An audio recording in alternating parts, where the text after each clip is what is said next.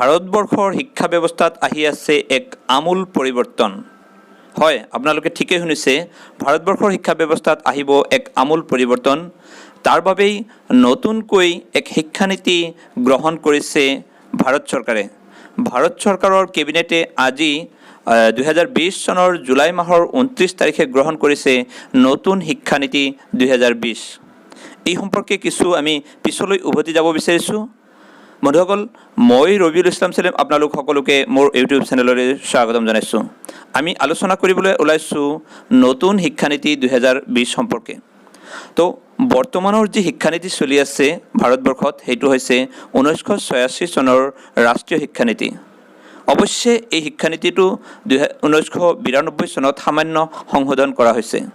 তো ইমান বছৰ আগৰ এক শিক্ষানীতিৰ ভিত্তিত আমাৰ যি শিক্ষা ব্যৱস্থা চলি আছে তাত নিশ্চয় কিছু ত্ৰুটি ৰৈ যোৱাটো স্বাভাৱিক, আৰু সেই ত্ৰুটি সংশোধন কৰাৰ বাবেই সময়ে সময়ে বিভিন্ন আয়োগ গঠন কৰা হৈছে।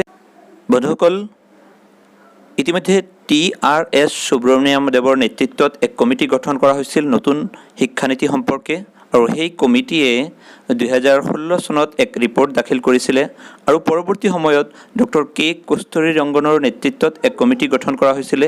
সেই কমিটিয়ে 2019 চনত ৰিপৰ্ট দাখিল কৰিছে, আৰু এই ৰিপৰ্টবিলাকৰ ওপৰত ভিত্তি কৰি এক ৰাষ্ট্ৰীয় শিক্ষানীতি অৰ্থাৎ নতুন শিক্ষানীতি 2020 প্ৰস্তুত কৰা হৈছে, আৰু আজি 2020 চনৰ 29 জুলাই তাৰিখে সেয়া কেন্দ্ৰীয় চৰকাৰে গ্ৰহণ কৰিছে। বন্ধুসকল, এইখিনিতে কিছু কথা আগবঢ়াব বিচাৰিছোঁ এই নতুন শিক্ষানীতিৰ মূল কিছু কথা, যিবিলাক পৰিৱৰ্তন হয়তো আপোনালোকে দেখা পাব আগন্তুক দিনত। তো প্ৰথমেই ক'ব বিচাৰিছোঁ, স্কুলৰ শিক্ষাৰ যি গাঁথনি, সেই গাঁথনিৰ পৰিৱৰ্তন আহিব। ইতিমধ্যে আমি দেখা পাই আহিছোঁ 10+2 কেটেগৰীত, 10+2 হিচাপে আমি সকলোৱে বেছিভাগেই আমি লিখা পঢ়া কৰি আহিছোঁ। অৰ্থাৎ দশম শ্ৰেণীলৈকে পঢ়ে, তাৰপিছত 2 বছৰ পঢ়ে, স্কুল এডুকেশ্যনৰ কথা কৈছোঁ। 2 বছৰলৈকে আৰু পঢ়ে হায়াৰ ছেকেণ্ডেৰী কোৰ্চ। তো এইটোৰ আমূল পৰিৱৰ্তন কৰি এই নতুন শিক্ষানীতি অনুসৰি আহিব 5+3+3+4। আকৌ কৈছোঁ 5+3+3+4, অৰ্থাৎ 5 বছৰ থাকিব ফাউণ্ডেশ্যন ষ্টেজ। ফাউণ্ডেশ্যন ষ্টেজত 5 বছৰ থাকিব। আৰম্ভ হ'ব ছাত্ৰ ছাত্ৰীৰ 3 বছৰ বয়সৰ পৰা, অৰ্থাৎ নাৰ্চাৰীৰ যেতিয়া এডমিশ্যন লয় সেই সময়ত স্কুলত ভৰ্তি হ'ব, আৰু নাৰ্চাৰী পঢ়িব, LKG UKG পঢ়িব, আৰু প্ৰথম আৰু দ্বিতীয় শ্ৰেণী পঢ়িব LP স্কুলত।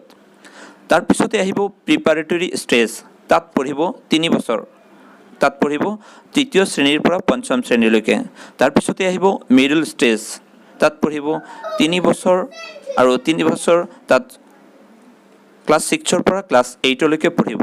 আৰু তাৰপিছতেই আহিব ছেকেণ্ডাৰী ষ্টেজ, 4 বছৰ পঢ়িব তাত নৱম শ্ৰেণীৰ পৰা দ্বাদশ শ্ৰেণীলৈকে। বন্ধুসকল, আৰু এটা গুৰুত্বপূৰ্ণ কথা কৈ ল'ব বিচাৰিছোঁ ইয়াতে, যে পূৰ্বে আমি দেখা পাইছিলোঁ যে একাদশ দ্বাদশ শ্ৰেণীত অৰ্থাৎ হায়াৰ ছেকেণ্ডেৰীত কলা, বাণিজ্য, বিজ্ঞান বা ভকেশ্যনেল এইবিলাক এটা শাখা আছিল, ষ্ট্ৰিক্ট বিভাজন আছিল সেইবিলাকৰ মাজত। কিন্তু নতুন শিক্ষানীতি অনুসৰি এই কলা, বাণিজ্য বা বিজ্ঞান, ভকেশ্যনেল এনেকুৱা ধৰণৰ কোনো বিভাজন, ষ্ট্ৰিক্ট কোনো বিভাজন নাথাকিব। ছাত্ৰ ছাত্ৰীয়ে নিজৰ ইচ্ছামতে বিষয় বাছনি কৰি পঢ়িব পাৰিব।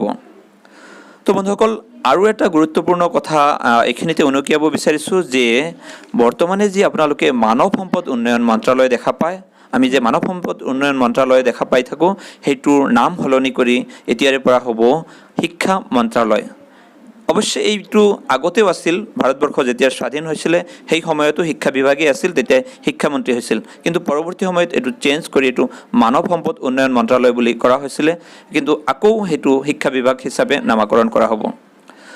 তো বন্ধুসকল, আৰু এটা কথা কৈছোঁ, যে বৰ্তমান যিহেতু 21 শতিকাত বিভিন্ন ধৰণৰ ডিজিটেল পদ্ধতি আহিছে, টেকন'লজি ডেভেলপ হৈছে, তো তাৰ লগত সংগতি ৰাখি ডিজিটেল শিক্ষাৰ ওপৰত গুৰুত্ব দিয়া হ'ব বুলিও এই নতুন শিক্ষানীতিয়ে কৈছে। এই ডিজিটেল শিক্ষাৰ ওপৰত গুৰুত্ব দি কি কৰিব, নেশ্যনেল এডুকেশ্যনেল টেকন'লজি ফৰাম অৰ্থাৎ চমুকৈ NETF গঠন কৰা হ'ব বুলিও এই শিক্ষানীতিয়ে ঘোষণা কৰিছে। আৰু লগে লগে কৈছোঁ আৰু এটা কথা, যে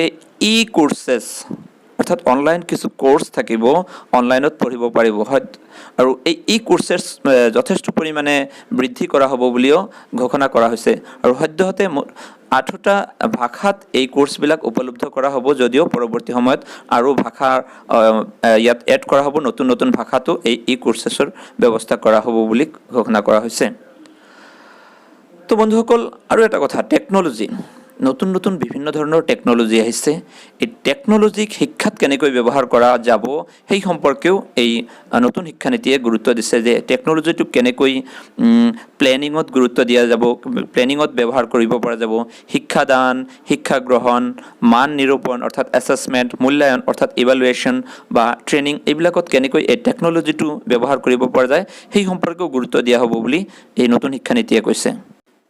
বন্ধুসকল, আৰু এটা কথা কৈছোঁ যে পিছপৰা অৰ্থাৎ শৈক্ষিকভাৱে পিছপৰা অঞ্চলৰ শৈক্ষিক উন্নয়নৰ বাবে স্পেচিয়েল এডুকেশ্যন জ'ন গঠন কৰা হ'ব।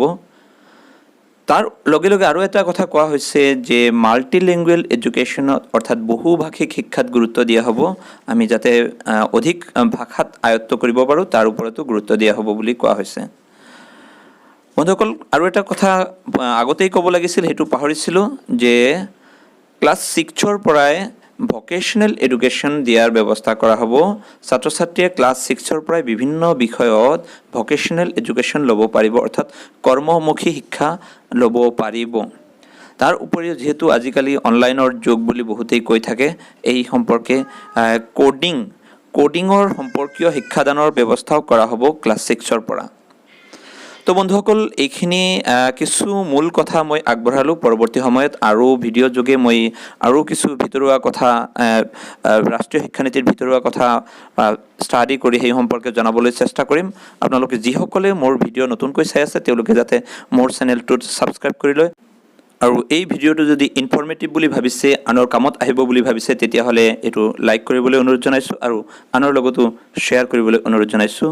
ধন্যবাদ।